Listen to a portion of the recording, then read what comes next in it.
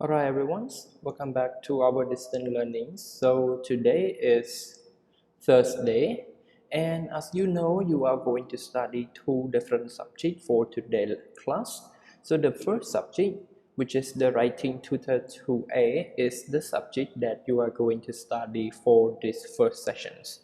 So as you know, we already moved on until the unit 4 now, and the title is Great Inventions.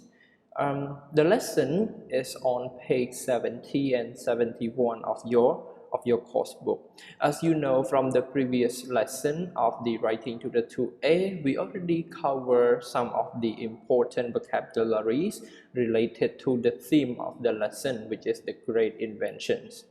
So the writing form that you will study within this lesson is the narrative paragraph. So the book is the writing book, which is focused on the writing lesson, and there are many type of paragraph. We have descriptive paragraph, we have narrative paragraph, we have opinion paragraph, we have comparative paragraph. So there are a lot of type of paragraph, but in this book the focus of the writing form is the narrative paragraph. So can you remember what is narrative paragraph? Sure, narrative paragraph is the writing form which is about your own story. Most of the time it is about the writer personal experience.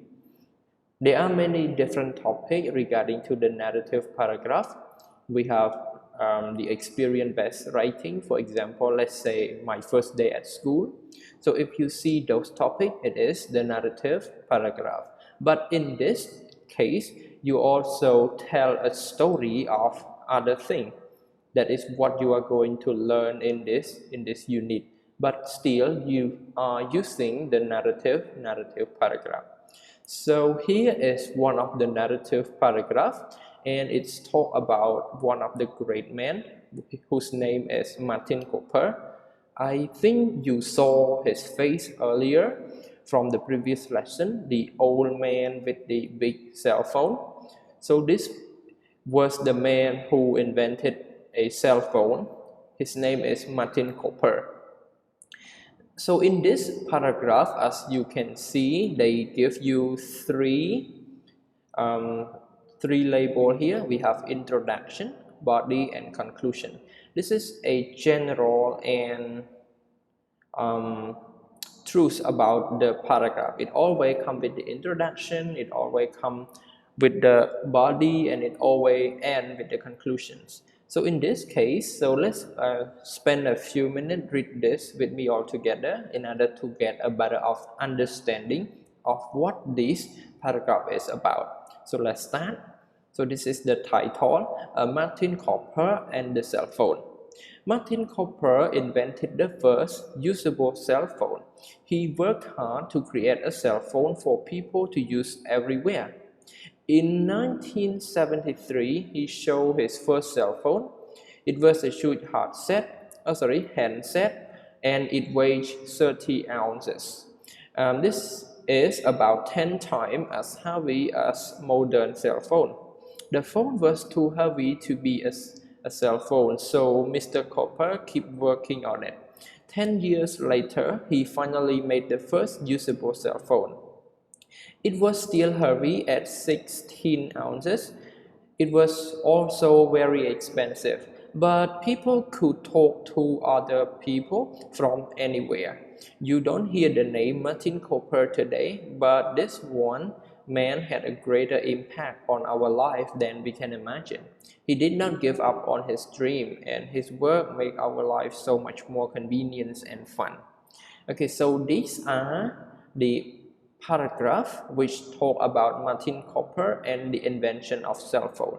So when you read, it's kind of the story that you read about the great man who invented a very useful device for everyone to use. So his name is Martin Cooper. Very good. So when you read this one, you need to understand the three things in those writing. So the first one, you need to know what is the title of the passage that you have just read.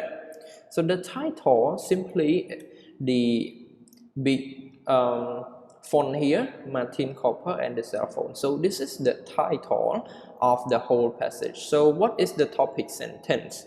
So topic sentence is the important sentence that tell the important informations in the paragraph. So look at this. Which one is a topic sentence? Martin Cooper invented the first usable cell phone. So this is kind of a general idea, but this one is the more important idea. He worked hard to create a cell phone for people to use anywhere. So this one is the main idea because it's more interesting and it draws the reader attention. So how hard work he did in order to make or to create the cell phone. So this is the main idea. And what are the details? So detail here refer to the events. If you tell the story, you will focus on the event. What happened first? What happened next? How long did that event last? So here in this situation, there are two main events in the paragraph. The first event was in 1973. He showed his first cell phone. So in 1973, he can create a first cell phone, but that cell phone is very heavy. And then 10 years later, which is in 1983, he finally made the first usable cell phone. Okay, so the first usable cell phone was invented in 1983 by Mr. Martin Cooper. Okay, so these are the important informations that you need to know when you read any paragraph. You need to know the title, you need to find the topic sentence and get the important idea or detail in the links. Very good. So these are the message that I get to all of you. Just pay attention to the three important points whenever you read a passage. So the next activity for today's lesson, because in your book, which is the writing book, you also need to pay attention to the grammar structure as well. So here there are three main things that you need to understand about a modal verb, can and could. We also have the word be able to. So the grammar point right here will give you a structure in order to talk about the ability. So when you talk about your ability or your friend's ability, you can use the word can to talk about what you can do in the present, or you can say could or was able to talk about something that you could do in the past.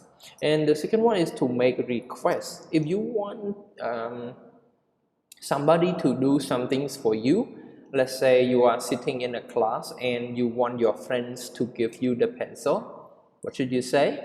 You can ask politely, let's say, can you give me the pencil, or could you give me the pencil please?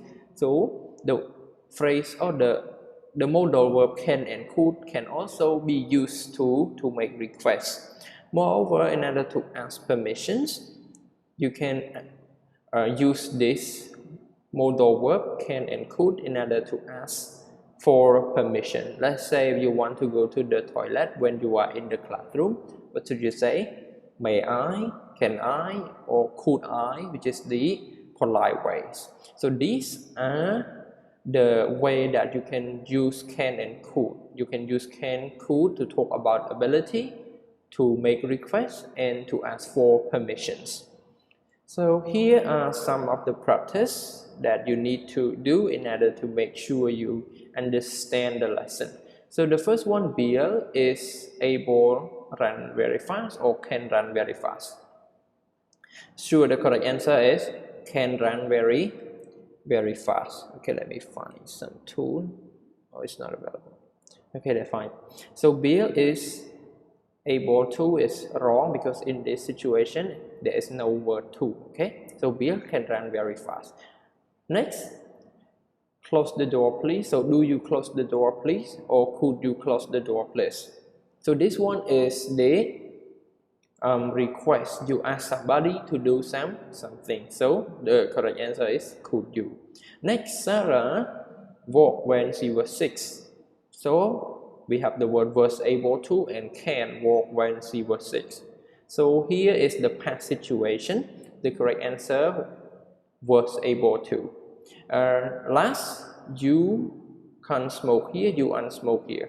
Okay, this one is the request, but request not to do something. So the correct answer is can't. Okay, so what does it for the first video sessions, and I hope to see you again in the next video session, which is in the second session. So in the second sessions, you are going to study the blueprint lessons. So now everyone, um, it's time for us to say goodbye and see you again in the next video. Goodbye.